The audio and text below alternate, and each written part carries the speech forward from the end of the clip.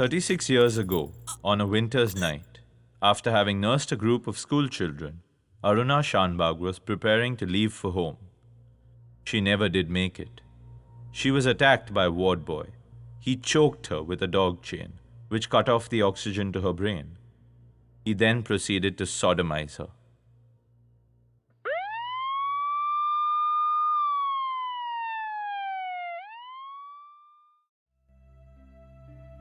Today, she lives in a ward of the very hospital she worked for. The attack has left her speechless, motionless, and cortically blind. Her bones are brittle and her skin is stretched over an emaciated skeleton. The bed in Ward 4 of the KEM has been Aruna's home for the last 36 years. In a vegetative state, she continues to live. In 36 years, she hasn't spoken to or seen anybody. She hasn't cooked or eaten herself, nor has she bathed or groomed herself. She has been confined to a bed ever since she was raped.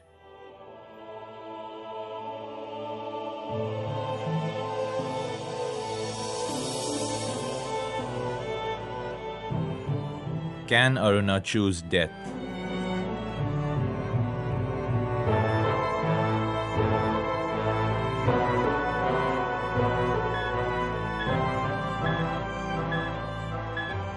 Euthanasia is a Greek word meaning good death. It refers to the practice of ending a life in a painless manner. While Netherlands and Belgium have legalized euthanasia, there is a lack of legislation in India.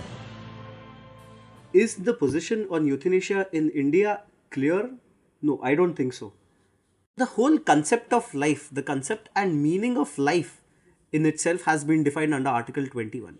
So life would not mean a mere vegetative state of being, right? So life would have to be a state of well-being. As has been stated by Article 21, cannot include any person in his vegetative state. And that is where the need and necessity for euthanasia to be inculcated and included in a form of law steps in. I was told about this case of Aruna Shanbhag, and the nurse who was raped in 1974 in KEM hospital. I was told not to go near her and not to speak because it seems she didn't like male voice. She was in a very fetal kind of position, and with her arms or with her fingers crumpled like this in two, and she was like a child. Saliva was dribbling through her mouth, and the nurses was swapping her. She was engaged to a doctor. I've seen her original photographs, but when I saw it, it moves you. You realize that a tragedy can almost ruin a person's youth forever, Forget the youth, a person's life is gone. For no fault of hers, she was raped by a ward boy. It's something that I still cannot forget, honestly. Is Aruna better alive or dead? This is not about Aruna alone. Hers is not an isolated case. In 2005, a family of 4 living in Dharavi had filed a petition in the Supreme Court seeking permission for euthanasia. 2 of them suffered from limb girdle muscular dystrophy, an incurable condition that had prompted the petition. In 1996, Dr. Surendra Dhilia, a general physician, had decided to end his father's life as he couldn't bear to see him suffer. His father was suffering from multiple illnesses. It is interesting to note that the group of doctors campaigned for the right to die. The Society for the Right to Die with Dignity was started by the late social activist Minu Masani and is now headed by Dr. Nagraj of Nanavati Hospital.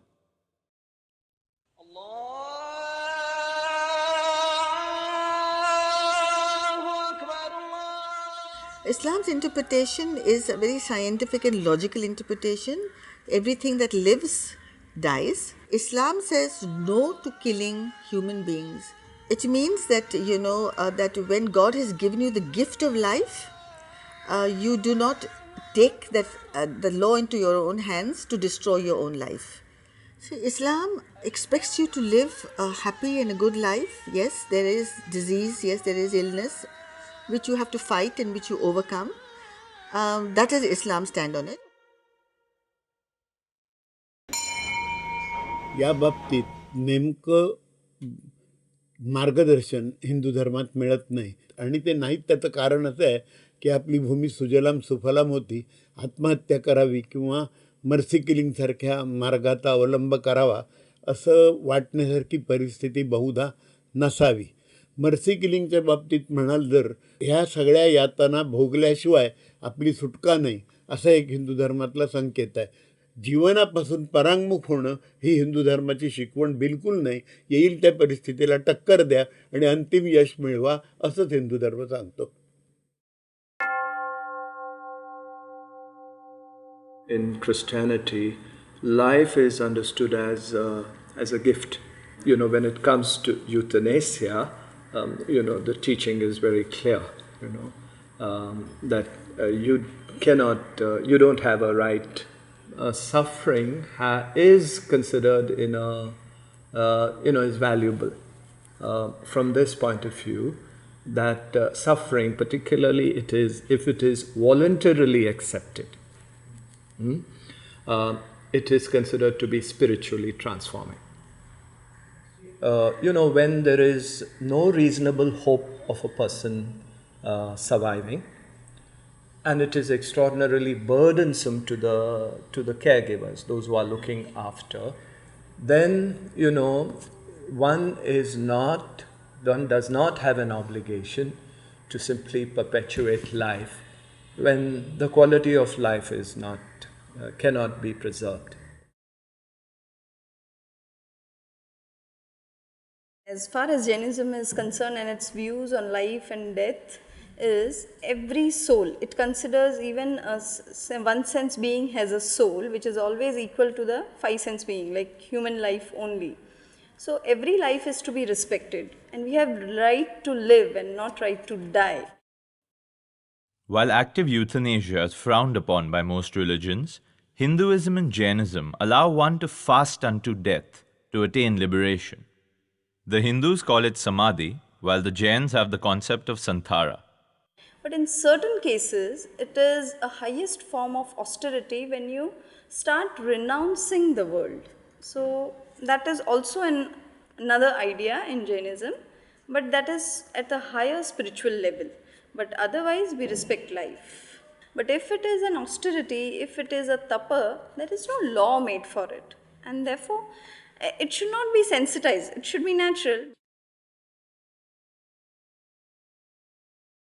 Euthanasia is basically more necessary in the terminally ill cancer patients. If a good doctor is a real compassionate doctor, then he is one-to-one with the patient, he is empathetic with the patient, he does realize the extent of pain that he is experiencing. And the relief of pain is nothing short but death. And that is the only way you can put the patient to comfort, and that is not a barbaric act. That is an act of real compassion and benevolence. And though Hippocratic Oath says in its one paragraph that I swear by Apollo and all that I will not give lethal injection to end life, or I will not support such an act, I am totally against it. Hippocratic Oath has been changed from time to time. In today's scenario, the world is changing. The definition of compassion and all that is changing. So that has to be rescheduled, remodeled to help the patient. The question in India is still pending. What needs to be done here is the judiciary needs to step into the role of a lawmaking body. The lawmaking function is in fact that of the parliament in India. But unfortunately, the situation today is such that the parliament has done nothing to take into account this problem that we are facing on a large scale. The concept of judicial activism is very well known to the Supreme Court in India. It has done it in the Vishakha's case. They can apply the same analogy here and they could set some parameters at least. The law making process in itself is a well-defined process. A collegium can be established of doctors and eminent jurists. A law commission needs to be set up. Guidelines have to be laid down as to when, in what cases can euthanasia be granted. Can the permission be granted? There can be no thumb rule on this. It's a very potent question as to whether euthanasia can be misused. I say yes, it can be misused. There are pros and cons to every law, each and every aspect of every law that is in vogue in the country. See, otherwise lawyers wouldn't succeed until unless they find loopholes in the law. The legislature thus far hasn't had the gumption to lay down a definite law on the subject. The judiciary's reluctance to champion the cause hasn't helped either. The last hearing of the Aruna Shanbhag case was witness to the judiciary's stance. All they said was, you cannot allow a person to die under the country's law. The law needs to take a stand on the subject. It can't prolong the misery of those whose existence lacks dignity and is beyond human endurance.